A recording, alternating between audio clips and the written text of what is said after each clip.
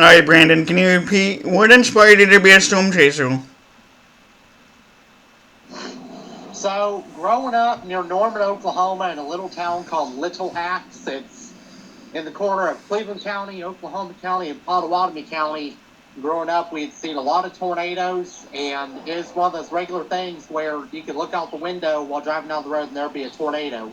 So it was a regular thing to see growing up.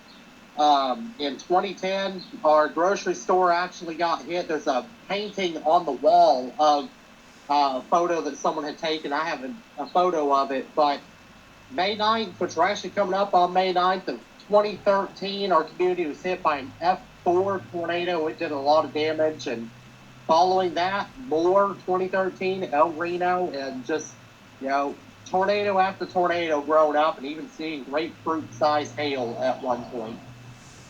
Alright, that sounds shocking to hear that. Yeah, What is your favorite? Where is your favorite place to chase?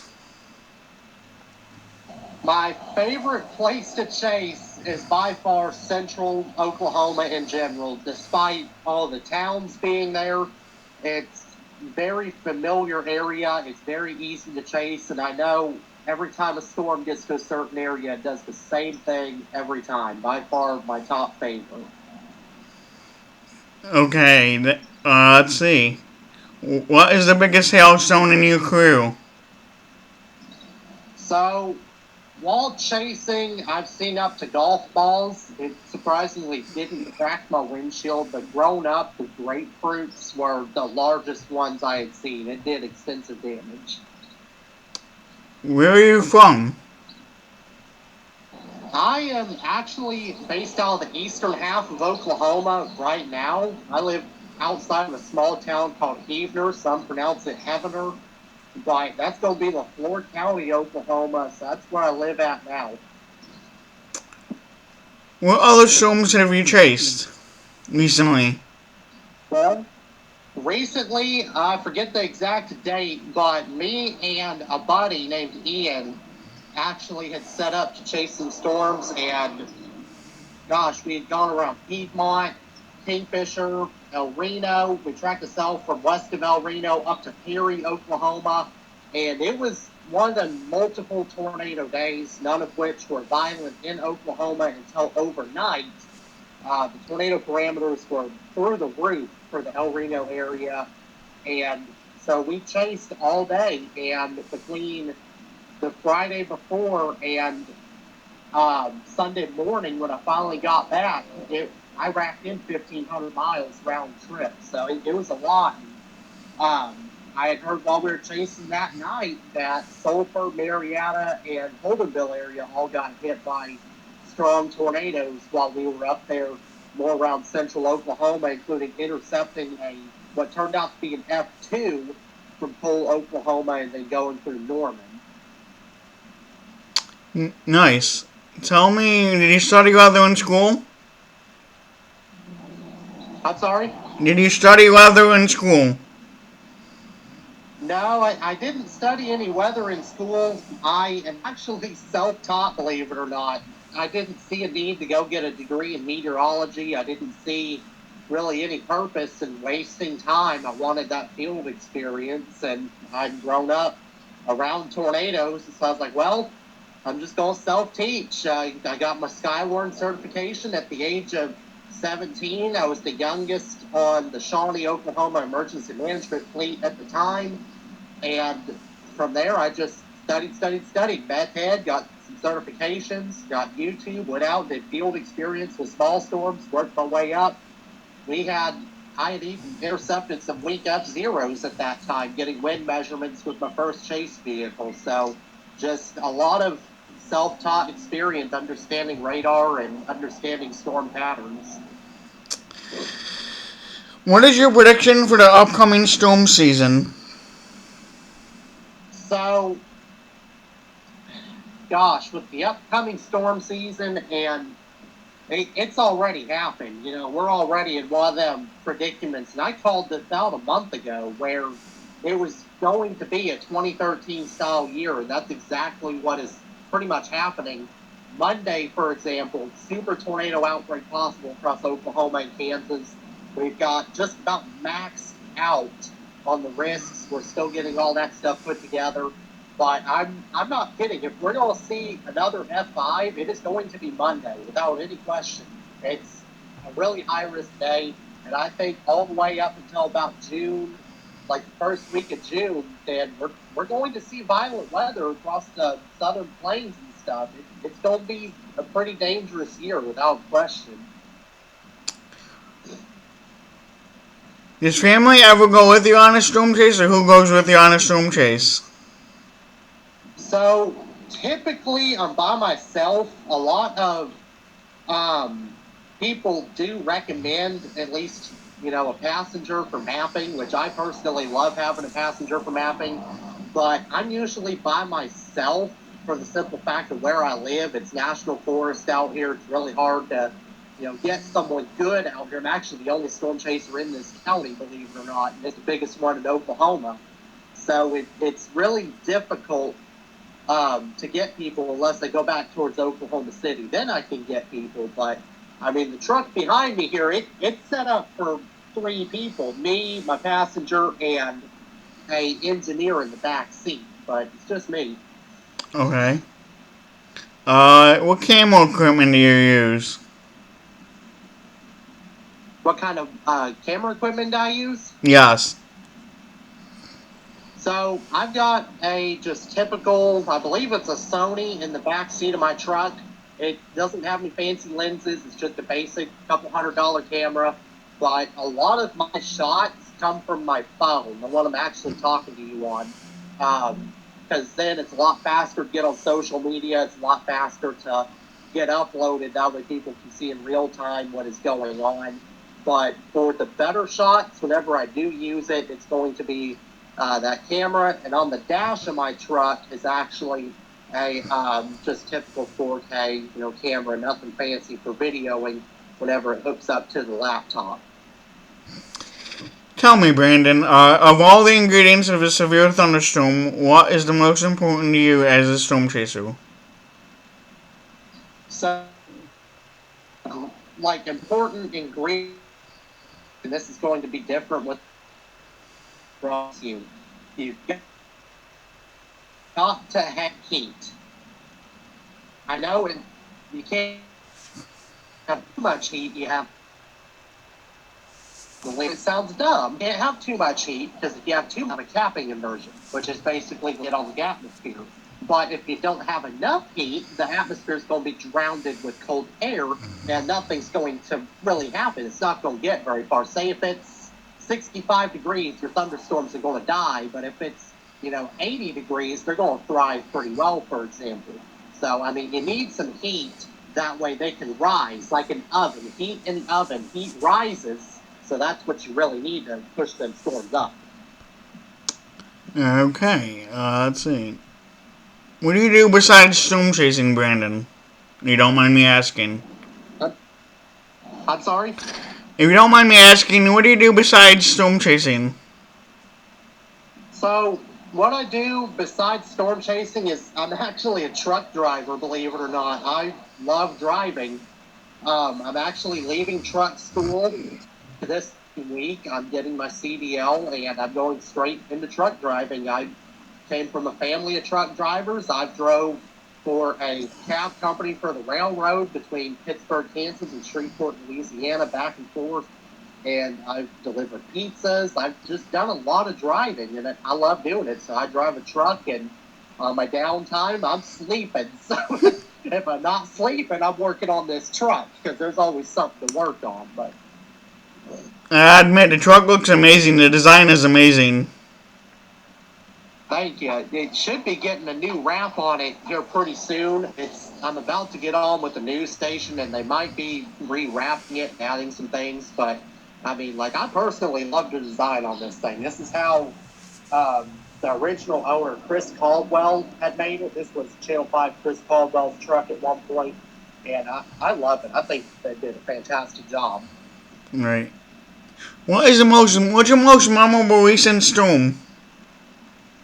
So, the most memorable, golly, I want to say Seminole, Oklahoma. It was a couple years ago, and it's just a long day. You know, I'd been tracking storms the prior day, and I got home and I was tired, and there's this little bitty cell popping up on radar. They got News 9 chopper on it, you know, Bob Mill Sky News 9, and at this time I was living in Shawnee, Oklahoma, and I was like, oh God, what's this thing do? And next thing you know, tornado on the ground. It's a special farm. I'm not going to mention what it was because I don't want anything to get flagged. And so I'm like, all right, let's go. You know, I'll go to the neighboring city, Seminole, Oklahoma, and get around on the south side of it. It's a multi-vortex tornado in development. Got multiple fingers and coming in close range to it. Starts to get behind some trees. It's a chaser parking lot. So turn around, go back to Seminole. I was right on the edge of Seminole.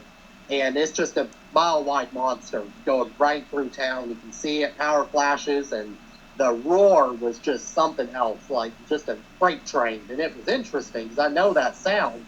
But we got into town, me and at the time my ex-wife, we were chasing together, and it's just completely like there was smell of natural gas in the air, smell of broken wood. You didn't know if there were injuries or fatalities, and my truck, it wasn't this one at the time, it was a Ford Explorer, um, just driving over, you know, telephone poles because it's four-wheel drive, whatever I could drive over roofs or yards. And so I got done searching through town. I got to the Walmart. I'd blown out two tires, no big deal. But then more happened. Like more is coming. Another tornado. It's coming over Earlsboro, Oklahoma. It's coming into Seminole. So we shelter in the Walmart, and they put us in lockdown in the back of the store. And this tornado ends up stopping just before Seminole. It did some damage at Earlsboro. Another one pops up not even a quarter of a mile behind the store. Did some damage back there. So that was probably one of my most memorable. Of course, I've seen many, but that one I remember pretty well. Tell me, Brandon, what do you think about, have you ever witnessed any F5? I have never seen an F5 in person, and I personally don't think I want to because I know the true power and destruction and how dangerous they really can be, especially the last two wedges I've seen on radar have made a complete U-turn. So it's been one of them things where it would be nice to see, but I really don't think I want to because I know what follows with them and how dangerous it can be. What about the recent storms recently? What do you think about, you think it's going to be more active or less active than normal this year? I certainly think it's going to be probably more active given what we have seen so far. I do think it is going to be more active up until the first week of June, and then October, it's probably going to come back really hard, not even going to lie there. So I think it's going to be really, really active given how many tornadoes we've seen. We're already at our yearly total, and it's only been a month, so we're way up there. Tell me, that sounds, if it does improve to be active, that would be insane. But this year has been quite active already. Yeah, yeah, it's been extremely active, and I honestly can't believe what I'm seeing, to be honest. And I wish I could be out there more to help people, but you know, certain circumstances say otherwise, and that's okay. Right. What is the most important ingredient in severe weather for you? I want to say the most important ingredient, if you're referring to something other than heat, then our next one would probably be instability, because if you don't have enough instability, then you're not really going to have that spark with those storms. You're not going to have, you know, rotating updrafts. You're not going to have a lot of classic supercells. You know, you've got to have that instability. And also, you need to lift. Yeah, you need a lot of lift. You know, a lot of lift with that. You need plenty of cake. You need your cap levels to be down or just minimal. You need plenty of moisture. You need just so much goes into storms and tornadoes. Like you wouldn't, a lot of people just don't really understand how many ingredients actually go into storms. It's crazy. Tell me, Brandon, of all, no, I take it back. I'm sorry, excuse me. You ever been in Tornado Alley? Have I ever been in Tornado Alley? Yeah. Yeah, I've been in Tornado Alley. I grew up there. That's where Little Axe in Oklahoma is. It is quite, well, I don't know if it still is, was considered Tornado Alley at the time. That's where a lot of the TV show Storm Chaser stuff came from, was around that area. So it's just one of those things growing up where I grew up in Tornado Alley. What is the biggest hailstone you've seen recently? Recently, I haven't seen very big. I think Quarters was the biggest one I saw. And I mean, even then, it was only a couple of them. It wasn't even that big, one of which actually chipped my windshield. It left a little mark on my windshield. So, Quarters, that's about it. I mean, I've seen some peas, but not much. Okay, and tell me, Brandon, let's see, what other storms have you chased besides tornadoes? Do you do hurricanes? Oh, no.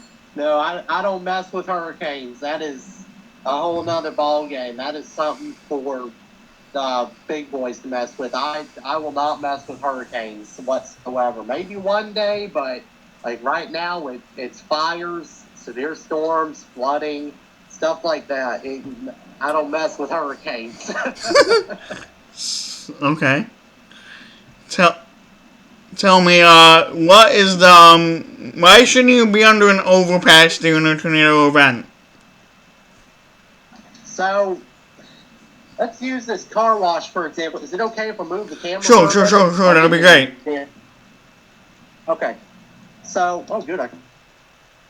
Let's take it for example like this, because I'm at a car wash right now doing this video, so no one bothers me.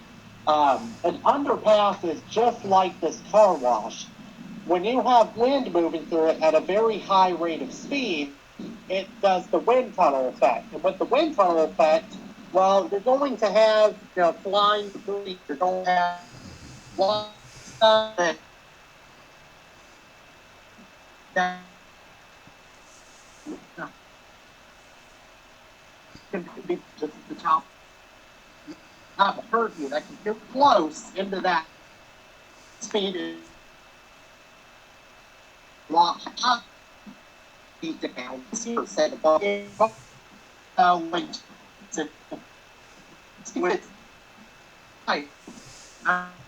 down.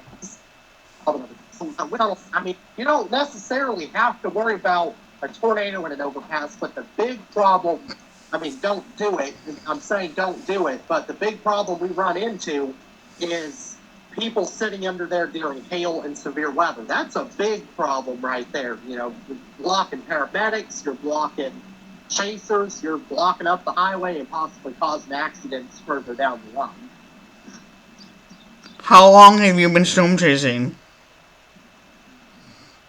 I've been chasing since the age of 17, so that was that.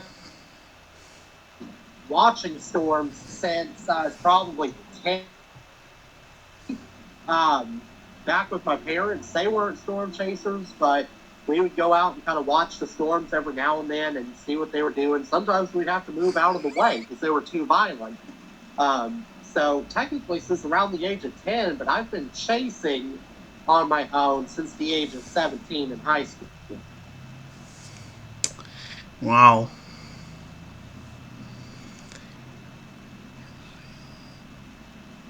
What is the biggest, what is like a wedge tornado? What is a wedge tornado? Yes. So a wedge tornado is a large, typically violent tornado. You've got cones, stovepipes. Those are, kind of self-explanatory. But a wedge is like a giant, God, describe it, massively wide hands, like that, for example. So, the base is almost so wide you can't see either side typically. And it's probably going to be at least a mile wide if it's a wedge tornado. That's typically F3 and greater. Sometimes you can't like mass wedge. Well, let's see, Brandon. That is, so it's like an anvil. Do what? Sorry. Is it like an anvil cloud-like shape? So, kind of. I want you to think like a for example. Because an anvil is the very top of the storm, and you typically have an overshooting top with most supercells. It pops out, and here's the black anvil in the sky.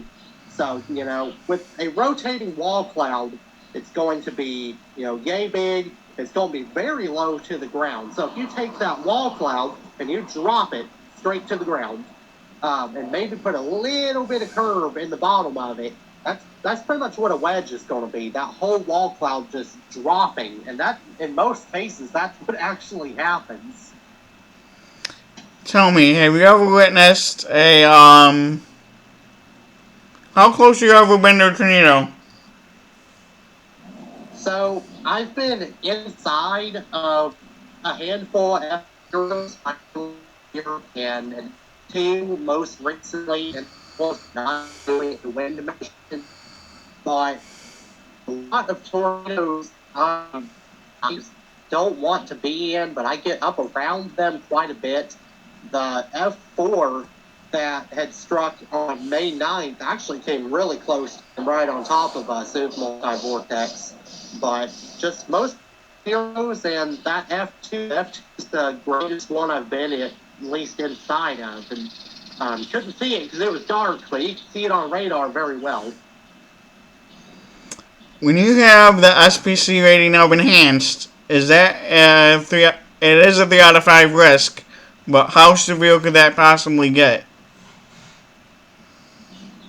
So it could get pretty severe.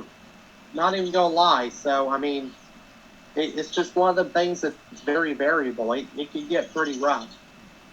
And the widespread storms not scattered? Do what? So the SPC rating of enhanced, does that mean the storms are more widespread or scattered? So, sorry, my hearing's not the best. I'm yours. It can go tested up in my butt. So typically go either way, but with the higher severe risk, they're usually going to be isolated and possibly widespread. Widespread meaning they're pretty far apart from each other, and there's going to be multiple. But typically, they use the term isolated, say isolated supercells, isolated tornadoes, isolated severe thunderstorms, but they could be widespread, being over a decent-sized area. Tell me, if they say it's a 30% chance of rain, does that mean there's 30% coverage of this area you're in that's going to get the rain? Or what does that mean? So, typically, most of the time, you're not going to see rain at... Sorry, I thought it was raining again. You're not going to see much for rain at 30%, and that's just kind of a reference. For example, like 100% you're going to get rain, okay, without any question. You're probably going to get rain. But if you go down, you're moving a little bit further away from where that rain may be, or the conditions are not exactly favorable enough for rain. So that percentage is basically basing off of the conditions in the atmosphere or how far away from rain that may shift into your area is. So it goes on a couple of factors. Tell me, Brandon, what is the most scariest situation you've been in with a tornado? Oh, scariest situation I've been in. A lot. I'm not gonna lie, a lot of them. But here, back it was 2023. I was going through Midwest City, Oklahoma, as a QLCS line, and there was a tornado going through Norman, Oklahoma. It was confirmed headed right up towards Shawnee, Oklahoma, and the the the QLCS line, let me explain QLCS a little bit. It's a long line of severe weather that is typically moving in one direction. It's all connected. There's usually tornadoes, hail, so on and that. So this QLCS line, as it's right on top of me, this thing's booking, 45, 50 miles an hour, drops a small tornado. It was only F0 or so, and it went right over the top of me. I watched it while I was going down the highway on radar, right over top of me. The wind was just sucking at my truck as hard as it could, like pedal to the floor. Couldn't get that thing to keep moving for anything. And I was honestly worried it was going to roll the truck. And once again, wasn't this one. This one's almost 3 tons. It wouldn't have had a problem. But that was probably one of my scariest moments. Another one, I was sitting on a bridge in my earlier career getting a wind measurement, and the little 4Runner was scooting on top of the bridge. Wind measurements were well over 100 miles an hour. Mine capped out at 100. So, a bunch of, scary incidents, but those are a couple of my top remembered scary ones. Tell me about SPC rating of 5, the high risk. How rare is that to see? So, with an SPC rating for F5, it's pretty rare to see. They don't even want to use F5 anymore for good reason. But if you're going to see the SPC saying, hey, you're going to see F5s that day, it's going to be probably rare. It's been common this year for some weird reason, but it's one of them things where it's not something you should see. It's really strange and rare to see typically. But if they say F5s, there's probably going to be pretty close to that for that day. They're usually on it. Yeah, the most memorable recent moment you had with a storm? Most recent memorable, we'll do my last one because it was my most recent. It was actually yesterday.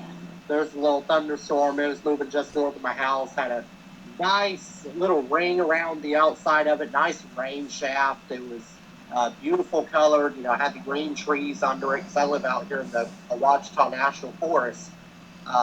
That was my most recent, and I'd say memorable because it just happened yesterday, and I didn't keep following it, but I saw it had some hail on it.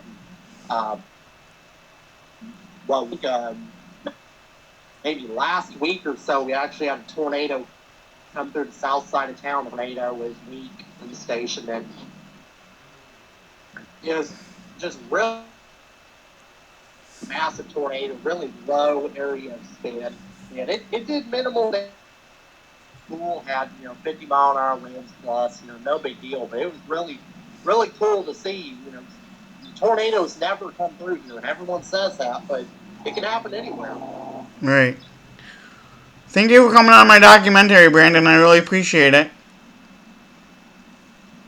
No problem. Thank you for having me. You're welcome.